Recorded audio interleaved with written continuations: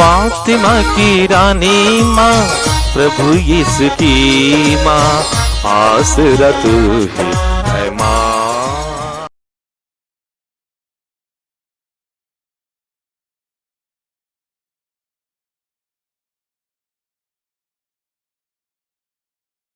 पहला पाठ उत्पत्ति ग्रंथ अध्याय 8 पद संख्याएं 6 से 13, 20 से 22 तक।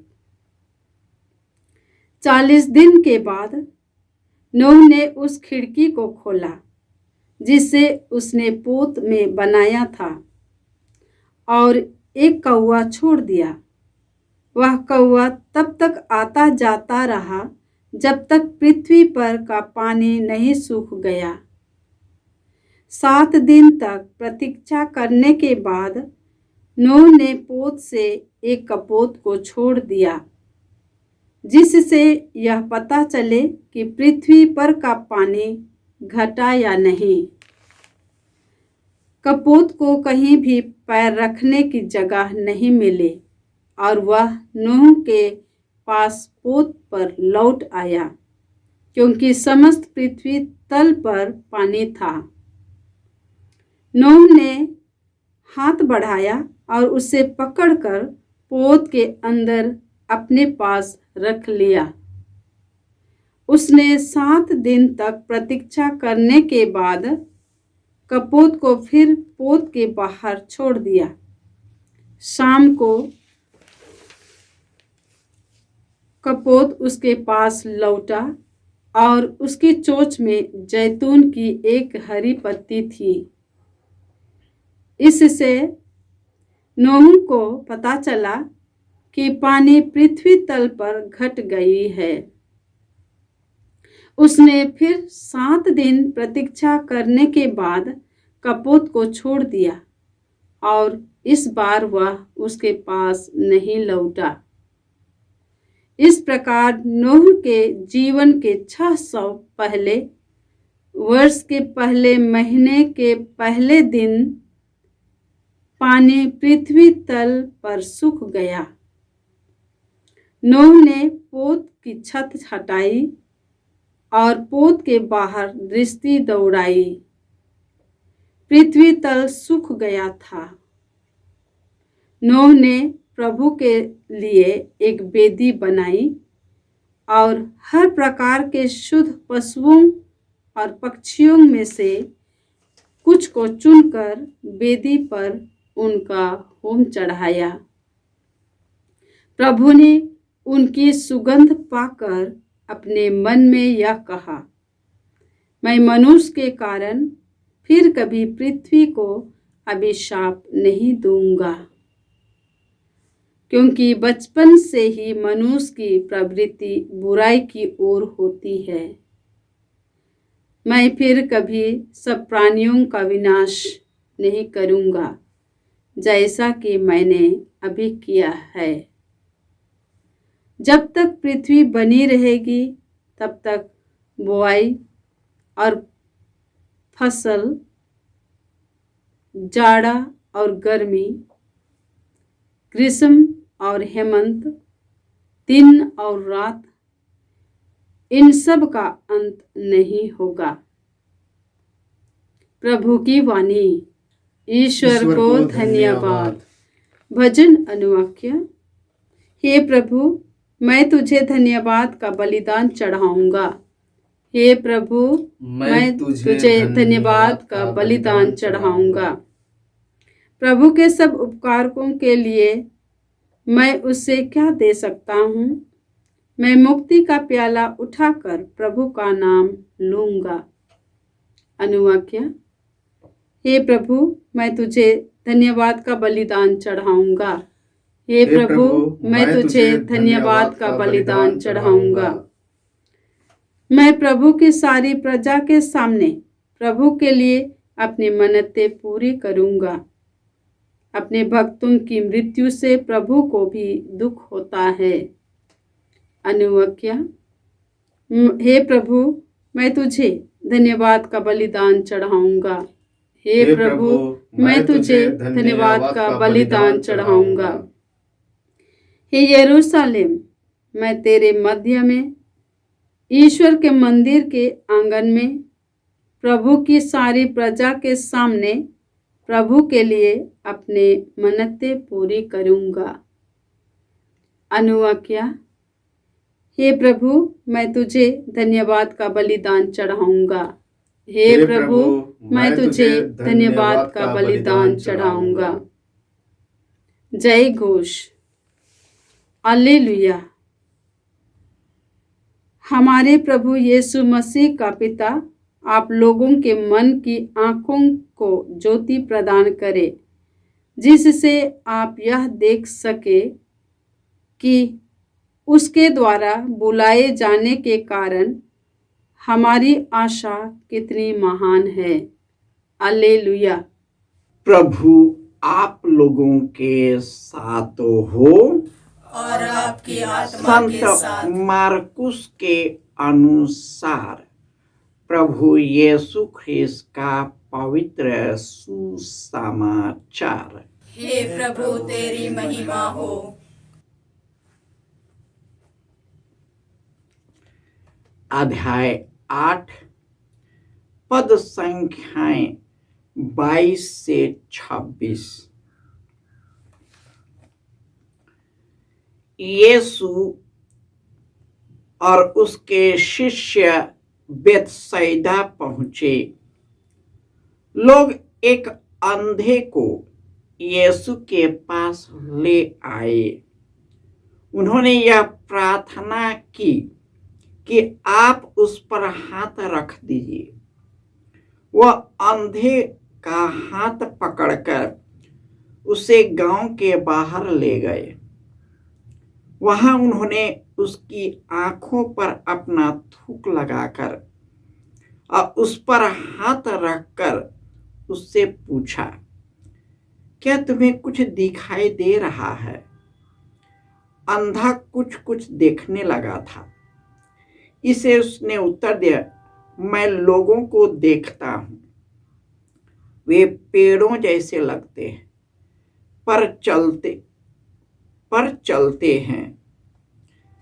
तब उन्होंने फिर अंधे की आंखों पर हाथ रख दिए और वह अच्छी तरह देखने लगा। वह चंगा हो गया और दूर तक सब कुछ साफ साफ देख सकता था। यीशु ने उसे यह कहकर घर भेजा, इस गांव के अंदर पैर मत रखना। यह प्रभु का सुसमाचार है। हे क्रिस्त तेरी स्तुति हो।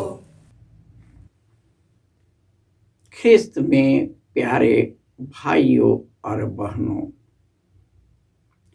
यीशु ने कहा, संसार की ज्योति मैं हूं। जो मेरा अनुसरण करता है वह अंधकार में भटकता नहीं रहेगा, उसे जीवन की ज्योति प्राप्त होगी।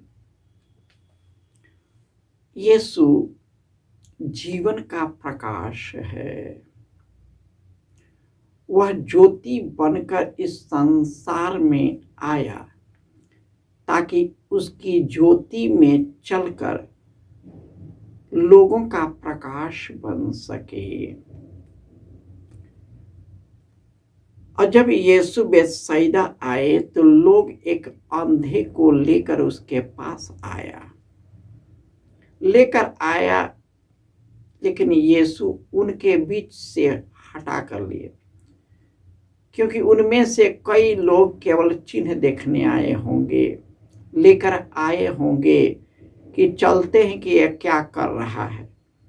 यीशु उससे अलग हुए, जा करके थूक लगाया, उस पर हाथ रखा, प्रार्थना किया और एक बात उससे कहा। बात क्या है? इस गांव के अंदर पैर मत रखना। इसका मतलब होता है वे इतने दुष्ट थे लोग कि यीशु ने कहा, यहाँ पर पैर नहीं रखना, नहीं तो तुम पापी लोग हो, पाप में हो जाए। यीशु इसके द्वारा यही दिखाते हैं कि जो यीशु में विश्वास करता है उनके लिए कुछ भी असंभव नहीं है। वह ईश्वरों का ईश्वर है, प्रभुओं का प्रभु है। और यही कारण है कि यदि वह प्रभु हमारा ज्योति है तो हम किससे डरें। वही मेरे साथ है तो मैं किससे भयभीत हो जाऊं, क्योंकि उनके द्वारा जो सृष्टि हुआ, अशिष्ट हुआ चीज को बिगड़ने से बनाने वाला वही ईश्वर है। आज के पहले पाठ में उत्पत्ति ग्रंथ में ईश्वर ने दुष्टों को समाप्त कर दिया। इतनी बुराई फैल गई कि उनको बदलना भी मुश्किल हो गया। परंतु इसके बाद ईश्वर ने मनुष्य पर दया किया, कहा अब से मैं उनके पापों के कारण दुनिया को नष्ट नहीं करूंगा, क्योंकि वे जानते हैं कि मनुष्य का स्वभाव ही बुराई है। उनके मन और हृदय में निरंतर बुरे विचार चलते रहते हैं। इसलिए पश्चाताप के द्वारा यीशु हमारे सब पापों को अपने ऊपर लेकर हमें पाप करने वाले बुराई से निकाल लाया। और जो यीशु के मार्ग पर चलता है दुनिया के बुराई में भटकता नहीं रहेगा। यीशु केवल शरीर की अपंगता और अंधापन को नहीं बोलते, वे भी अंधे हैं जो देखते हुए भी कुछ नहीं देख पाते। हमारा हृदय और मन बेचैन है, इसलिए यीशु प्रकाश बनकर आए, ज्योति बनकर आए। परंतु लोगों ने ज्योति की अपेक्षा बुराई को अधिक पसंद किया, क्योंकि उनके कर्म बुरे थे। वे बुराई को छोड़ना नहीं चाहते और प्रकाश में आना नहीं चाहते। वे डर जाते कहीं मेरे बुराई प्रकट न हो जाए। जिस प्रकार काइन ने बुराई को छिपाने की कोशिश किया कि क्या मैं उसके अपने भाई का रखवाला, उसी प्रकार मनुष्य बुराई को छिपाने के लिए कई तरकीब रखता है। बुराई करता जाता है, अब बुराई छिपाने की कोशिश करता जाता है। मनुष्य से बच जाएगा, संसार से बच जाओगे, लेकिन स्वर्ग और पृथ्वी के ईश्वर से नहीं बच पाओगे। वे गलत को गलत और सही को सही सिद्ध करेगा और हम उनके सामने खड़े रहेंगे। हमारे पास न वकील रहेगा न वकालत रहेगी, हमारे साथ सीधे सीधे बात होगा कि हमने जीवन को जिया या नहीं जिया। अभी भी समय है, समय कभी जाता नहीं, मरते समय भी समय है, बशर्ते हम ईश्वर की ओर मुड़ जाए। पश्चाताप का मतलब नहीं तो रोते रहना, पश्चाताप का मतलब है कि उन सब बुराइयों को छोड़ देना, यीशु के मार्ग पर चल। जब यीशु के मार्ग पर चलने लगते हैं, ईश्वर के प्रकाश में चलने लगते हैं और हम भी ईश्वर का प्रकाश बन जाते हैं और हमारे प्रकाश से हमारे साथ रहने वाले भी प्रकाशित हो जाते हैं। हमें भी एक दूसरे का प्रकाश बनना है, जैसे यीशु हमारा प्रकाश है। जय यीशु।